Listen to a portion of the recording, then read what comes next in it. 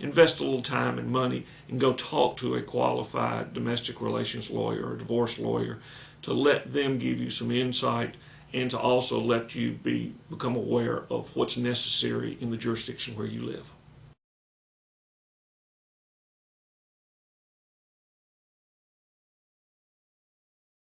Well, I'm somewhat of a traditionalist, and I don't believe the best place to find your lawyer is off a billboard alongside the highway or as a result of a late-night TV ad. Especially when you're going through a divorce, I think you need to have an attorney that is well qualified in family law and divorce law. And there's a number of sources that you can look towards. First, there's the American Academy of Matrimonial Lawyers. This is an organization that consists of lawyers that specialize in family law and divorce, that have met certain qualifications in regards to skill levels and years of practice. They're located in Chicago. I believe you can probably check their website to see if there's any members in your area. That's an excellent source for trying to locate a lawyer in domestic law. Secondly, since literally over half the populace has been divorced at one time or another, you should talk to your friends, your other family members who may have gone through a divorce.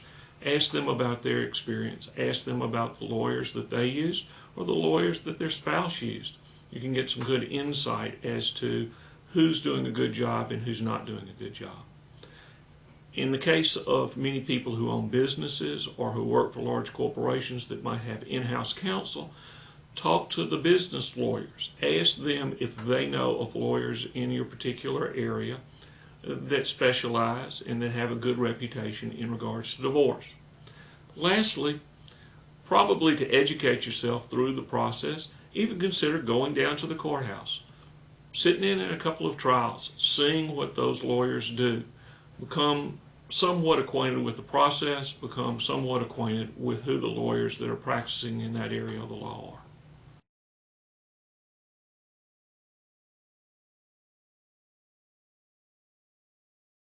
In a domestic relations or divorce case, the lawyers involved in the litigation charge on an hourly basis. That hourly basis varies between attorneys depending on their experience, their reputation, and the complexity of the case. Typically, a retainer is monies that are paid up front by the client to the attorney based on some realistic expectation of what is going to be involved in the case. That retainer is typically placed in the lawyer's trust account. As the lawyer uses time, those monies are withdrawn. At the end of the case, if there are monies remaining in the retainer, those are refunded to the client. If subsequently the litigation lasts longer and the retainer is used, then the client is typically billed on a monthly basis.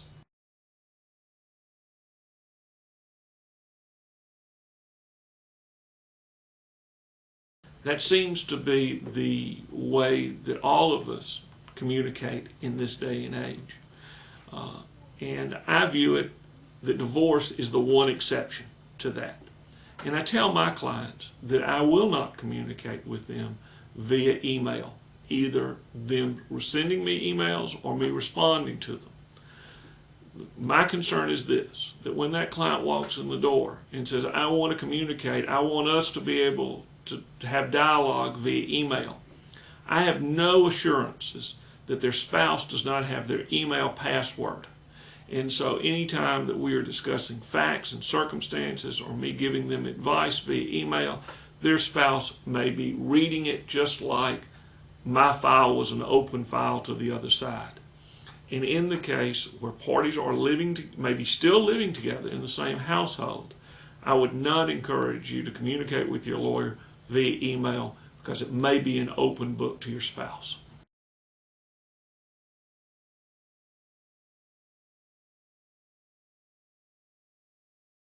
If you're truly preparing for divorce, it is very similar to countries preparing for war.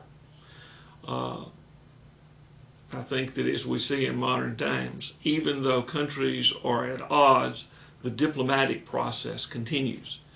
Much like I would encourage all people, even though divorce seems imminent, to try to communicate, to try to resolve their problems, whether to be to stay together or divorce under amicable terms.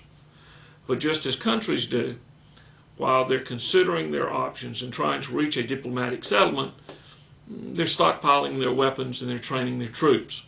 Well, in a divorce case, you stockpile your weapons and you train your troops by a number of things. You start accumulating financial documents and information, tax returns, business records, deeds, titles, those type of documents that exemplify the holdings of the parties. If you've got an accountant, make sure that you have access to all of those records.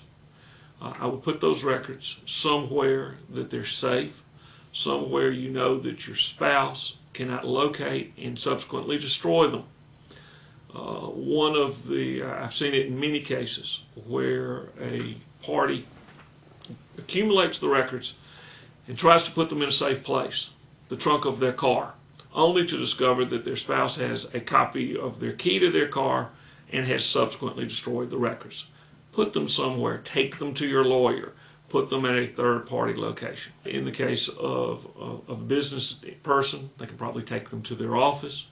In the case of someone that is a stay-at-home housewife, take the documents to her mother's house, just somewhere out of the reach from their spouse.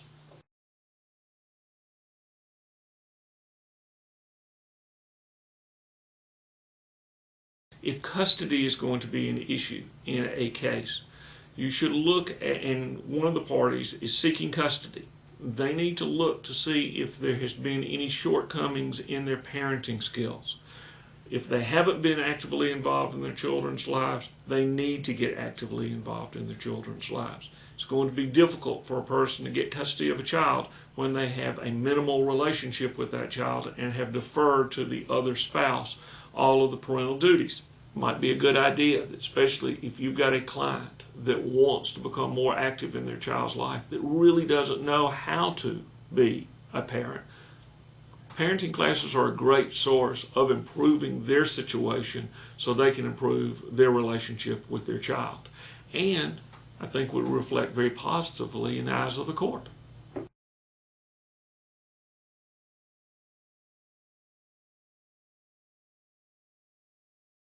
If you believe that your spouse may be committing some type of infidelity, depending on the facts, you may want to consider retaining the services of a private investigator to prove that.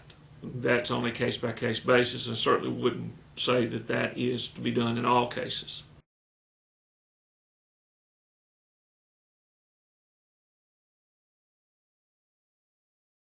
Once again, encourage you to speak to an attorney before you took out on your own and started tape recording your spouse's telephone calls.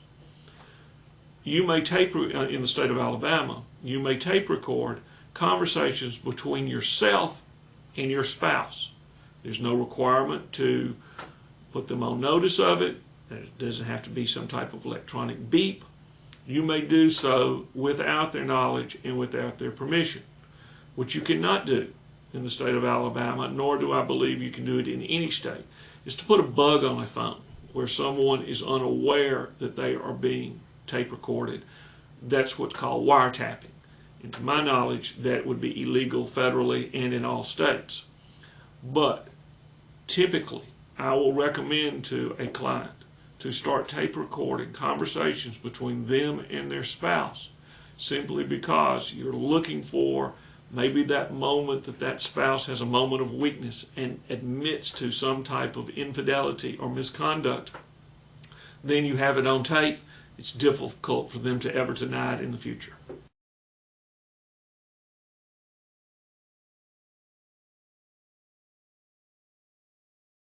The financial problems that are created by divorce in many cases are somewhat obvious. In modern society, both the husband and the wife are working. It's a dual income household to manage one household. And what happens is once there's a divorce, suddenly there's two houses, there's two sets of utilities. Everything, or not everything, but many things become doubled. Your expenses go up substantially, but your income doesn't change. Your income and your spouse's income are still the same. And as a result of you going in separate ways and creating the expenses of the two households, in many cases both parties have to accept a downward departure in their style of living.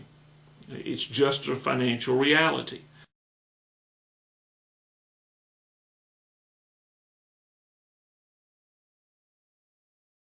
Once again, you've got to look at the facts and the circumstances. If you are fearful that your spouse will take the savings account and dissipate it, and there is no foreseeable way that that money could be recouped, it is totally appropriate that upon the filing of a complaint that you also file a request with the court that the parties be restrained from doing anything with the assets of the parties except in the normal course of living.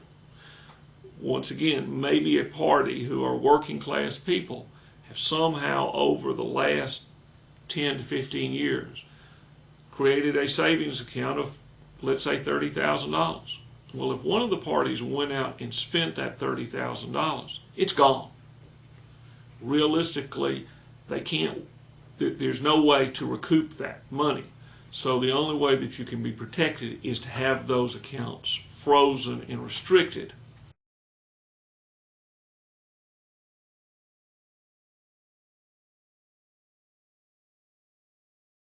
Marital assets are distributed typically in one of two ways. And once again, it depends on the state or the jurisdiction in which you live. Most people are aware of what is called community property. That is a result that both California and New York are community property states and are the subject matters of lots of TV shows, and of lots of movies. And in those states, the property is just divided 50-50. The state of Alabama and other states are not community property states, but are what are referred to as equity states. And so the judge sits there, and his job is to divide the assets in an equitable manner. Equitable does not always mean equal. The court considers the conduct, the misconduct of the parties. They consider where the assets came from, how they were developed, and how they were used during the course of the marriage. But ultimately, it is that judge's decision, if the parties cannot come to an agreement, as to how those would be divided, treating both parties fairly.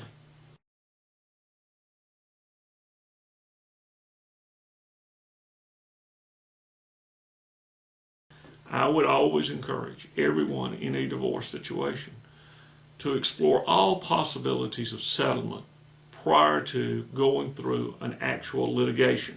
In other words, an actual trial. The two parties in a divorce know more of their lives, know more of their assets than any other person in the world.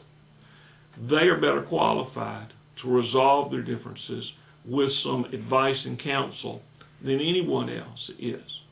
If you actually go to trial, what you do is you defer that ultimate decision making to the person, the judge, who knows the least about you, who will spend a couple of hours, a couple of days hearing about your lives, and then make a decision that will impact your life for the rest of your life in many cases, with you having little or no say-so.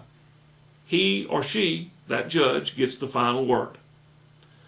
Therefore, you would be much better served in trying to seek a resolution where you have direct input and control over the outcome than deferring it to this third-party judge. And I believe most judges would tell you the same.